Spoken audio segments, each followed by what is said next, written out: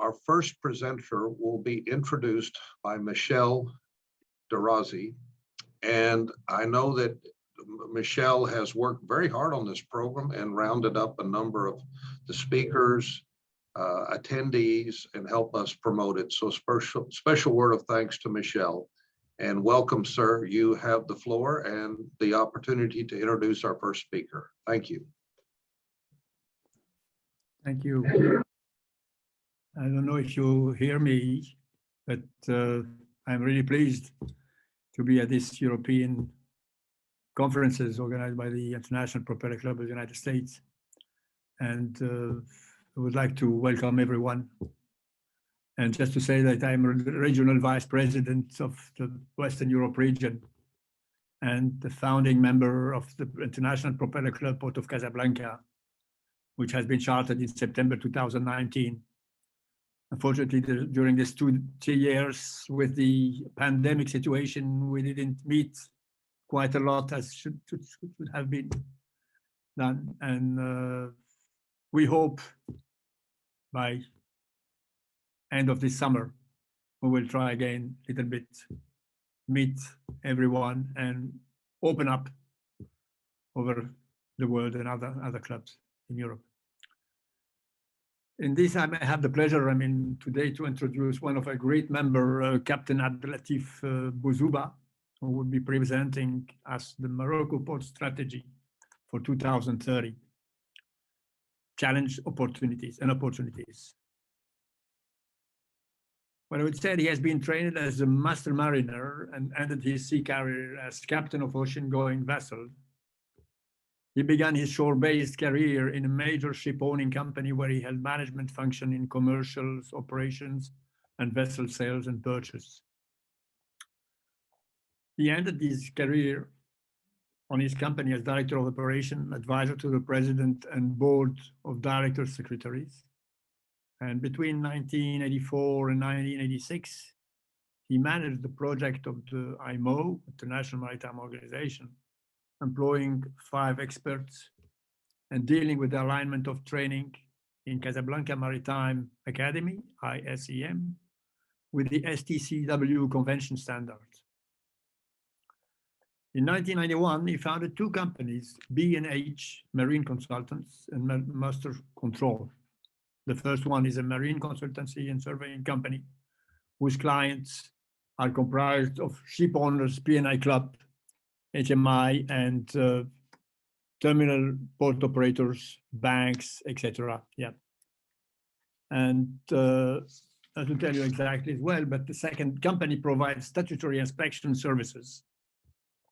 And between 1992 and 2013, he was a non-exclusive surveyor of Veritas de North, Veritas DNV. He's a member of the International Institute of Marine Surveying, IMS, London, and this since 1991. He carried out several consultancy missions for the IMO in various countries and related to ISM code, the STCW conventions, the member state audit scheme, and the flag state implementation of IMO conventions. Believing in the benefits for society at large of education and knowledge sharing, he lectures seminars related to shipping, chartering, safety management, and loss prevention. That's what I would say in gross, but you will certainly hear him in his report, his speech, and his presentation.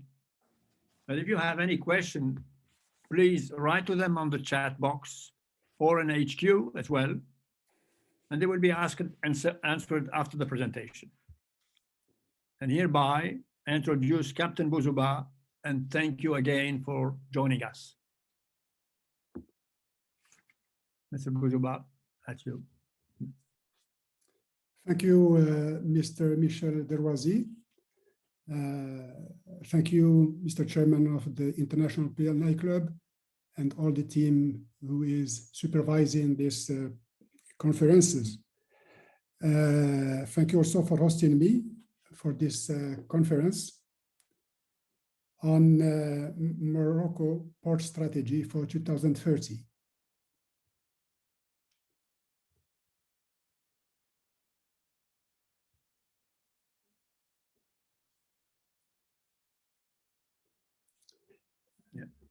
In this presentation, I will successively give you an overview of the Moroccan seaborne trade, then tell you why the Moroccan government was led to develop a port strategy for 2030. Thereafter, I will present this strategy to you. And finally, I will identify the indicators of the port strategy achievement and its success factors. I will devote the last part of my presentation to the port of Tanger Med, which has its own strategy. Here in this first slide, just a reminder of the world seaborne trade to put the Moroccan seaborne trade in perspective. So in 2019, the global tonnage was 11.1 billion tons, and the number of containers handled in container ports worldwide was 811 million TEUs. Next slide, please. It is important for the rest of this presentation for us to look at the position of Morocco in this chart. You see that it is in the northwest of Africa. It is located just 14 kilometers south of Europe, while in nautical miles, it's even less, it's about 7 nautical miles. And it is located at the crossroads of the main east-west and north-south traffic lanes. So the traffic lanes which go from China to northwest Europe and from North Europe to Africa.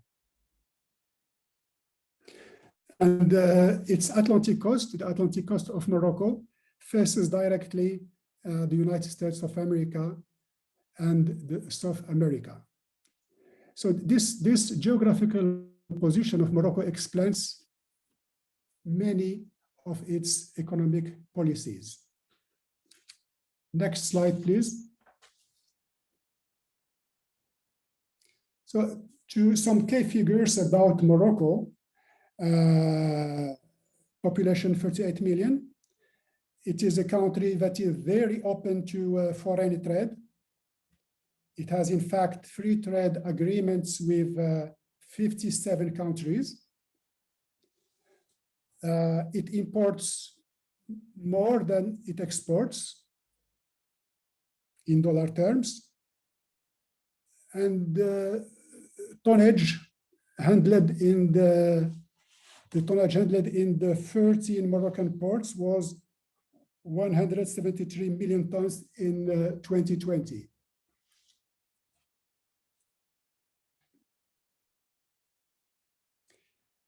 Finally, it's good to remember that 98% of Moroccan trade is seaborne.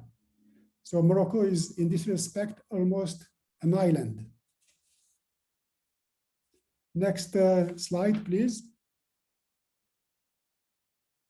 So Morocco, as you see here, south of Spain, it has a Mediterranean coast and an Atlantic Ocean coast. The total length of the coastline is 3,500 kilometers. The biggest part of this coastline is along the Atlantic Ocean. And also the vast majority of the commercial ports are also in this Atlantic coastline, starting from Tanger in the north till Dakhla in the south. On the Mediterranean Sea, there is only really one port, which is Nador. Next slide, please. So before going to the strategy, the port strategy, I would like to explain how this port sector is organized, how the governance is organized. So at the top of the pyramid, we have the Ministry of Equipment and Transport, which is in charge of the port policy. It is also in charge of planning and construction of new port infrastructure and of the statutory framework of the ports. Below the ministry, we have the Port Authority. In fact, we have two port authorities. The first one, ENP, which is Agence Nationale des Ports, which is responsible of the 12 commercial ports. And we have the Tangemed Port Authority, which is only responsible for the port of Tangemed, which we will discuss at the end of this presentation.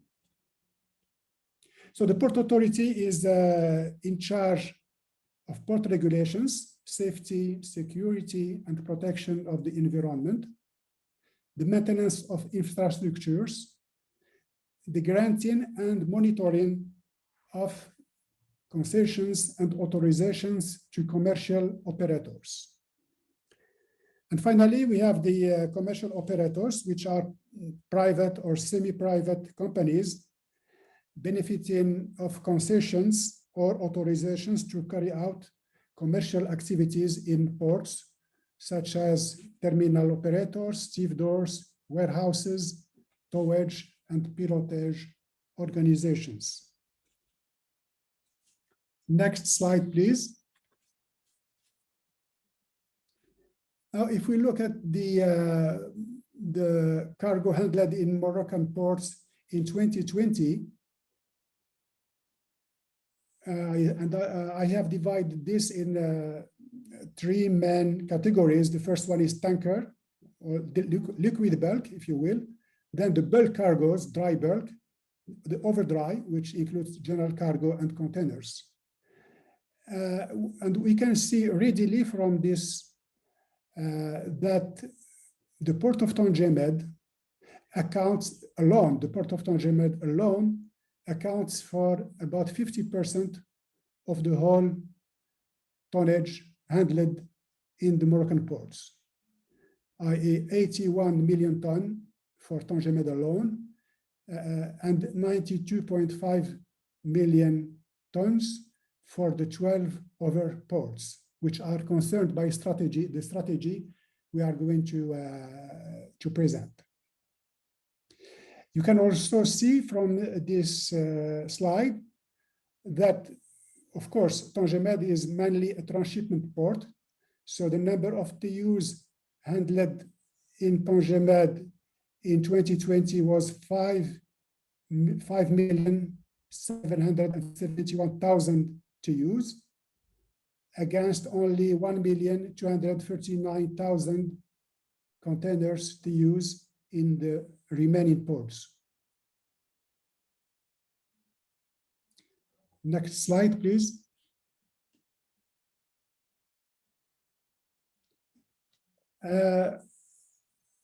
The liquid bulk and the dry bulk exports and imports of Morocco, we have, for the liquid bulks, the main exports are phosphoric acid, which is a byproduct of phosphate. And imports, the main imports are, of course, petroleum and ammoniac. Regarding exports, phosphate is one of the biggest tonnage exported. This is raw phosphate, followed by fertilizers.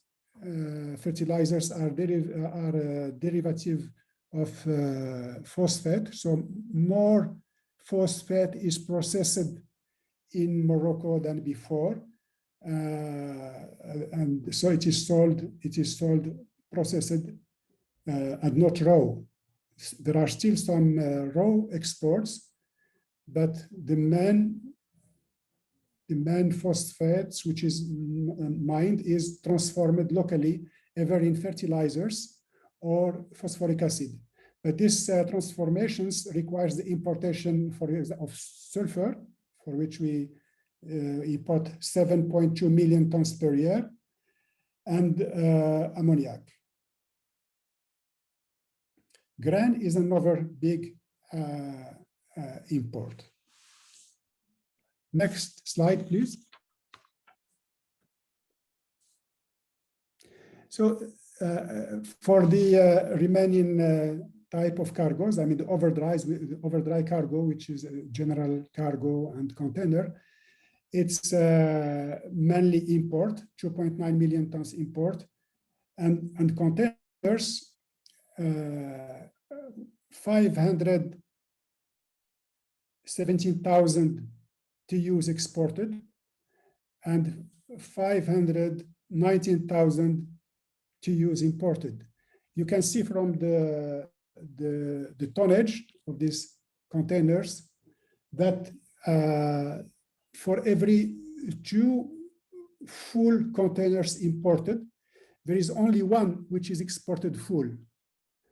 The remaining containers are exported empty to reposition them in the various ports. Next slide, please.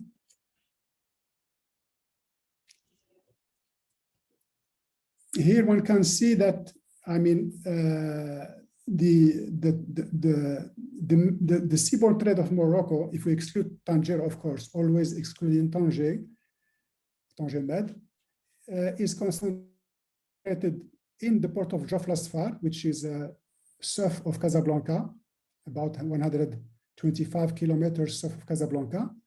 And it's mainly liquid bulk and dry bulk port, essentially.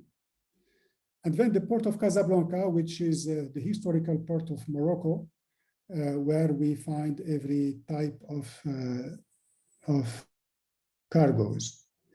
But between the two of them, these two ports make about 75% of all the seaborne trade of Morocco. So it is a big concentration, as you can imagine.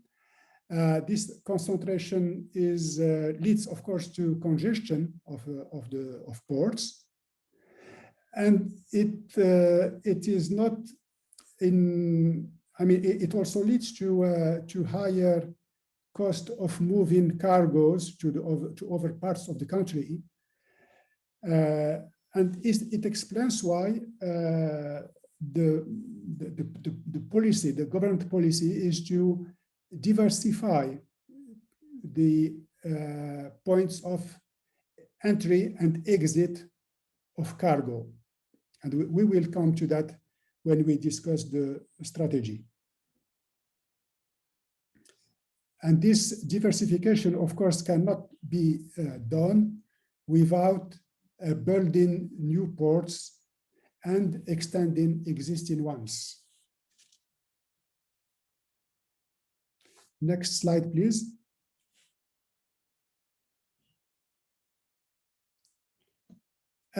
Somewhere in 2007, 2008, the government started thinking about implementing a port strategy in order to cater for the needs of the Moroccan economy. And this came to fruition in 2010 when the strategy was devised. And the inputs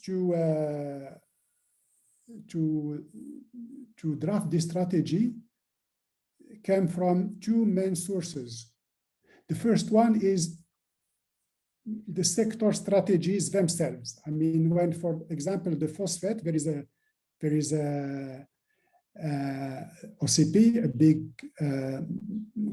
industrial and mining conglomerate, which is in charge of the phosphate.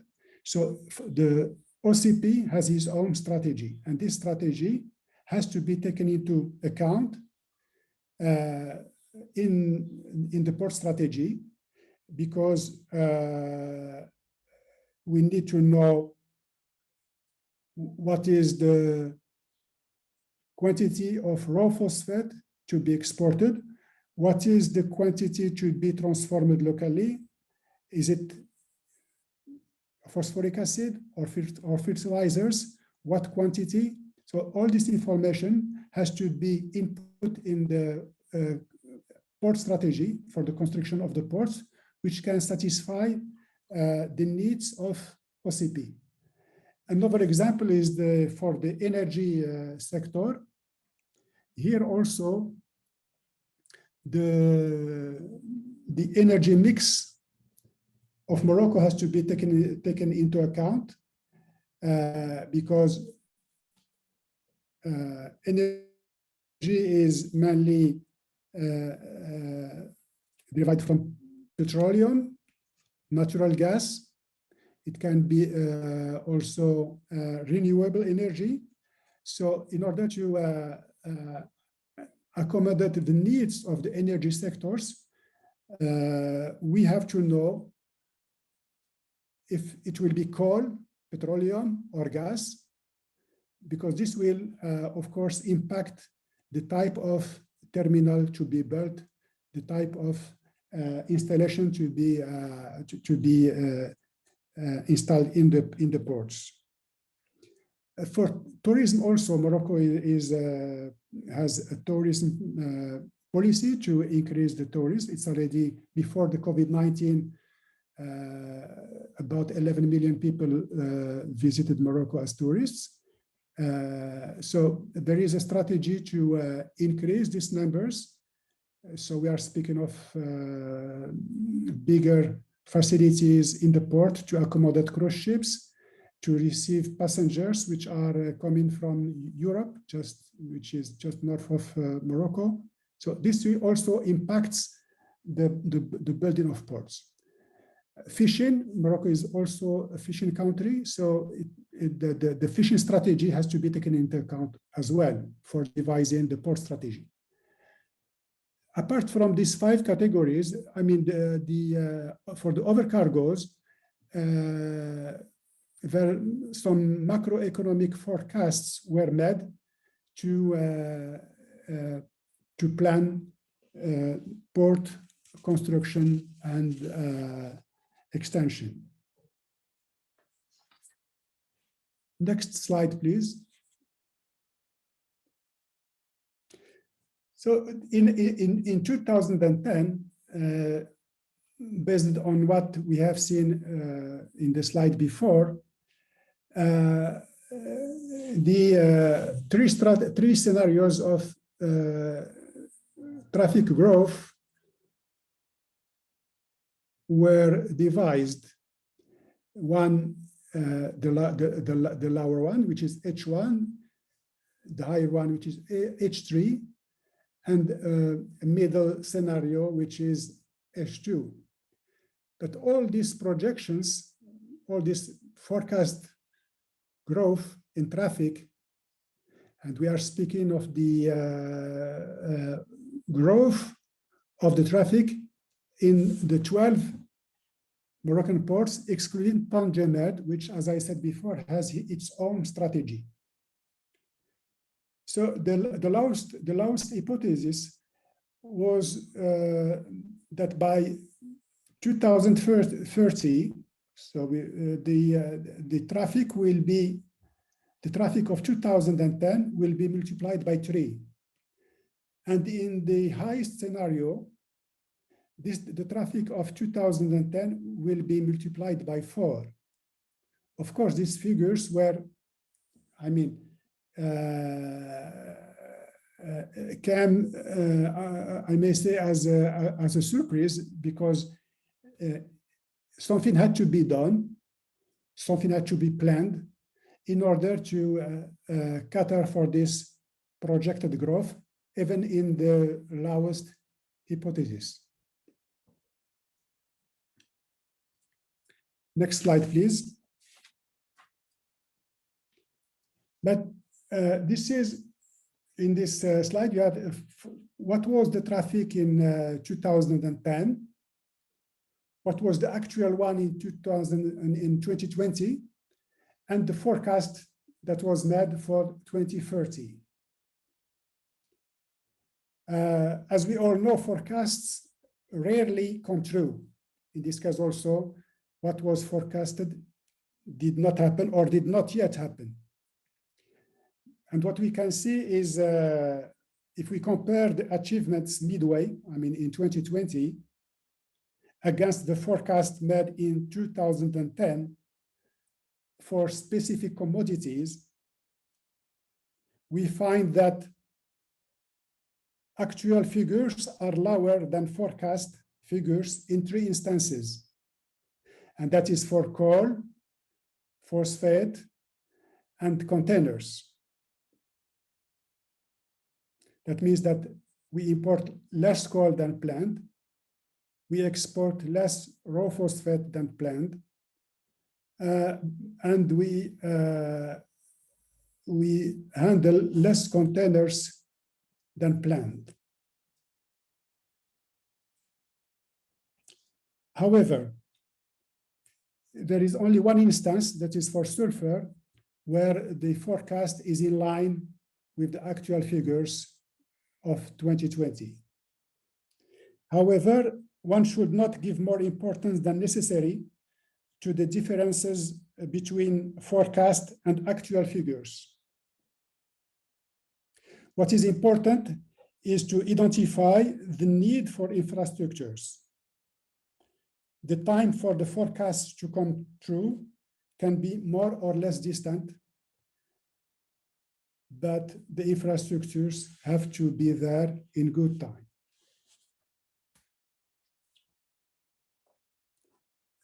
Next slide, please. So an assessment was made in 2010 of the existing ports facilities.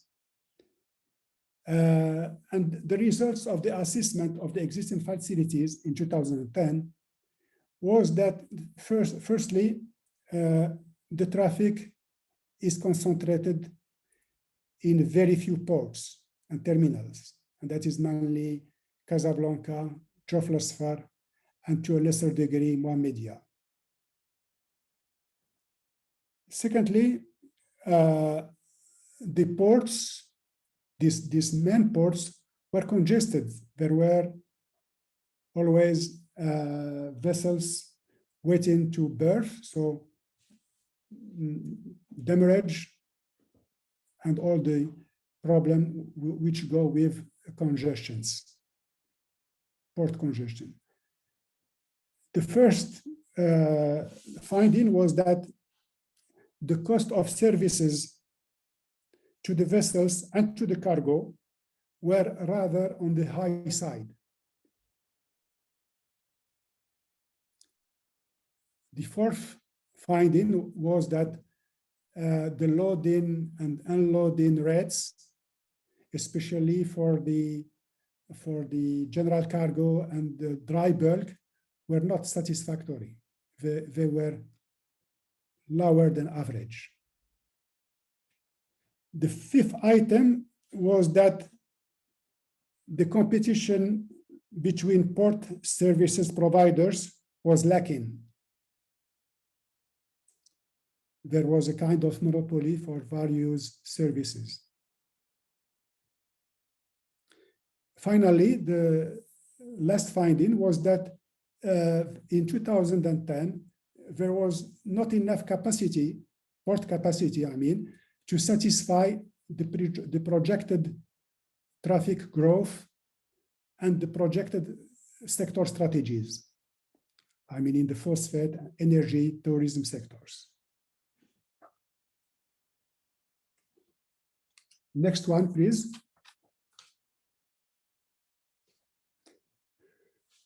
So the port strategy that was devised in 2010 resulted in the definition of objectives to be met and ports infrastructures supply and demand for 2030.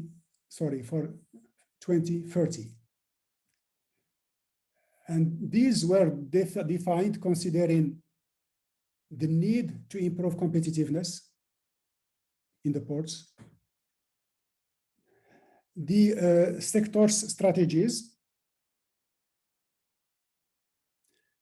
then the regional planning policy. I have to explain here that the country, the territory of Morocco is divided in 12 regions, and the government policy is to develop these 12 regions so that the economic activity will not remain concentrated around let's say around Casablanca or Tangier. So this development has to be spread all over the 12 Moroccan regions. The second, the following item is the spatial planning policy. That is the planning of the whole territory in terms of ports, implantation, roads, railways, airports, and so on, which has to be taken into consideration. And finally, the participation in global traffic flows to take advantage of the geographical position of Morocco, which, as we have seen, is at the crossroads of some main traffic lanes.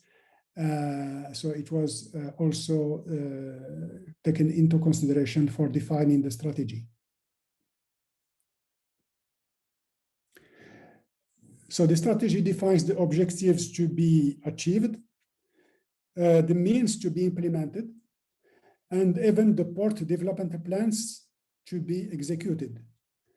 And the budget for this port strategy is 5.7 billion euros, which is, I guess, about $6 billion US. Next slide, please. So this is again the chart of Morocco, and there are 6 poles. I mean 6 regional poles, and each region in the planning each region will be served by 1 or more ports, so that the regional ports will be more connected to the region economy. If we take, for example, the eastern pole, which is the port of Nador and Nador West Med, to which we'll revert, this will serve all the eastern region, eastern part of Morocco, and it will have terminals for coal, containers, trucks and ferries, because it is located also not far away from Europe, and this will help with the motorways of the seas, and then cruise and yachting. If we look at the Kenitra Casa Pole, which is, I mean, where Casablanca is central to this pole, the traffics which will go through the 3 ports, of course, 3 regional ports, is energy, containers, general cargo, and cruise and yachting. So you see now in the strategy there is more equilibrium between the various regions and the various ports, which have to be connected and to serve the business of the regions in which they are in which they are. Next slide, please. So the strategy provides for building of 5 brand new ports. 1 on the Mediterranean coast, which is Nador West Med. and 4 ports on the Atlantic coasts.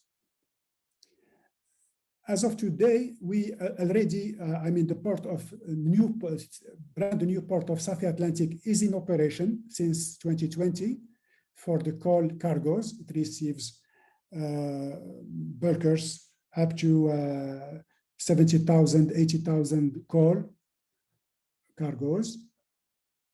The port of Nador West Med is under construction since already some years. It will be completed in 2023. The port of Dakhla in the south of Morocco, the construction has been awarded just, I think, last month. So it will start, the building will start. And the 2 other ports are in different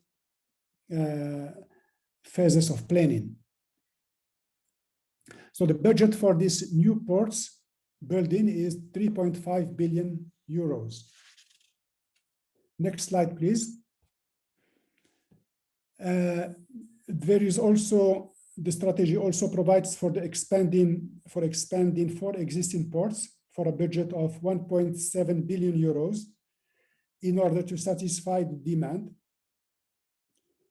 The expansion of 2 ports, that is Jof Lasfar and Agadir, is completed, and the expansion of Casablanca is in progress.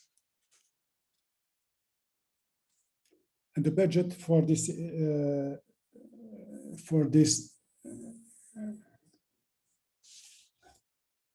3.5. Next one, please. Next slide. Finally, there is the strategy provides for the integration of ports in the city. Here, the idea is to take advantage of the port's location in the heart of the city to carry out developments that integrate the port into urban activities. A good example is, for example, in Casablanca or Tangerville, where a marina and the cruise terminal are built, and they are really in the city center. Next slide, please. Now, if we have seen that the traffic growth forecasts do not turn out as expected for various commodities. Another factor of uncertainty is, for example, the delay in arbitrating between the different energy sources, coal, oil, or gas. The type and size of the terminals to be built are, of course, conditioned by the various sectors' achievements. In the phosphate, energy, tourism sectors. The other key follow-up indicators that allow the evaluation of the adopted strategy are the saturation of the port's capacity, then the spatial planning policy, and finally the external traffic opportunities, mainly the global flow of seaborne trade passing near Moroccan ports. Next slide, please. Now we just it is not concerned, the port of Tangermed is not concerned by the strategy we are speaking about, but it's good to see how this port project has evolved since 2007.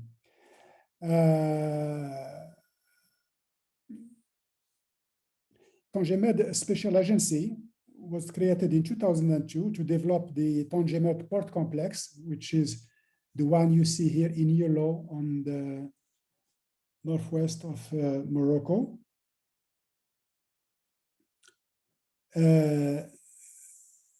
Tangermed is today a world-class port and logistic platform. And one of the reasons of Tangermed's success is the location of the port at the crossroads of the main east-west and north-south container traffics. It is important to say and to see that no deviation is involved for the ships calling at Tangermed, no deviation at all. To date, the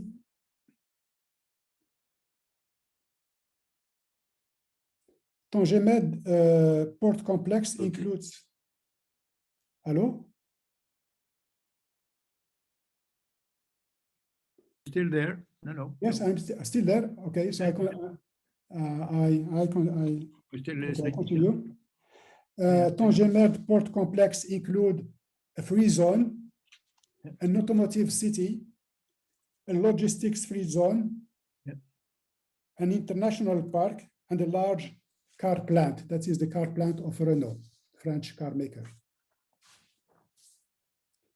Second, following slide, please.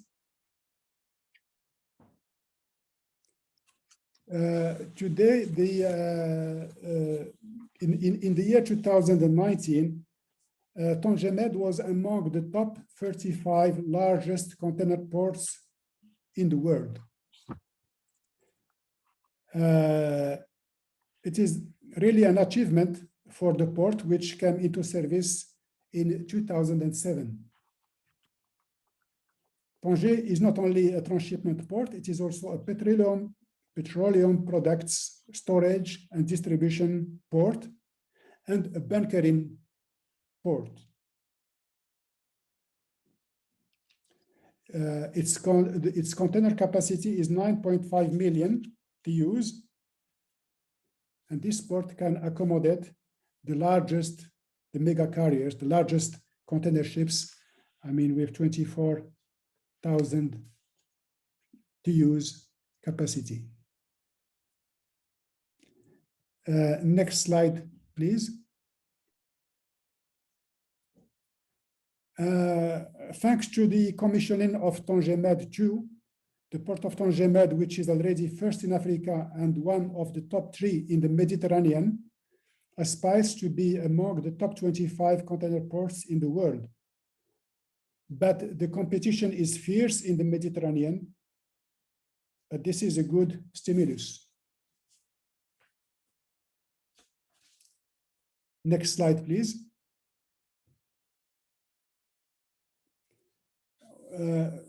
Tangemed has succeeded in attracting the major container carriers like Maersk, MSC, CMS, CGM, the global terminal operators such as EPM Terminal and Eurogate, major logistics operators such as DHL, Siva Logistics, and Renault, the car maker, who has opened its largest car plant in Africa. Next slide, please.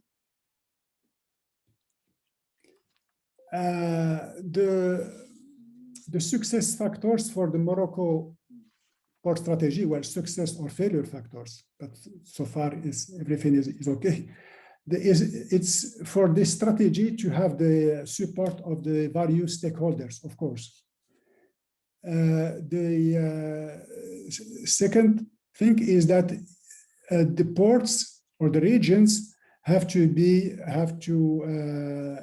achieve their integration so that the traffic does not pass through Casablanca and pass through the regional ports where it is better for the regional port and the region to use the regional port for cost efficiency. Of course, this cannot succeed without an efficient connection of the port to the hinterland. This is necessary. Next slide, please.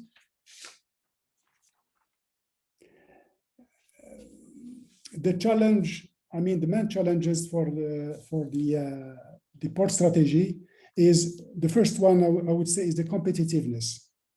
The 2005 law, Moroccan law relating to ports, has introduced a certain degree of competition between the operators.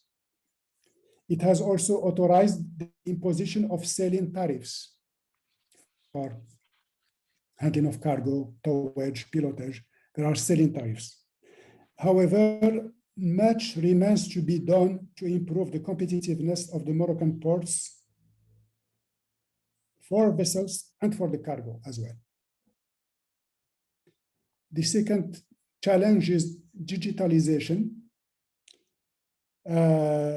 Smart port tools need to be implemented with a view to improve operational efficiency, port call optimization, and vessel traffic services. Again, this applies to the ports concerned by the strategy for 2030. Well, thank you for your attention. I am done. Thanks a lot for your attention.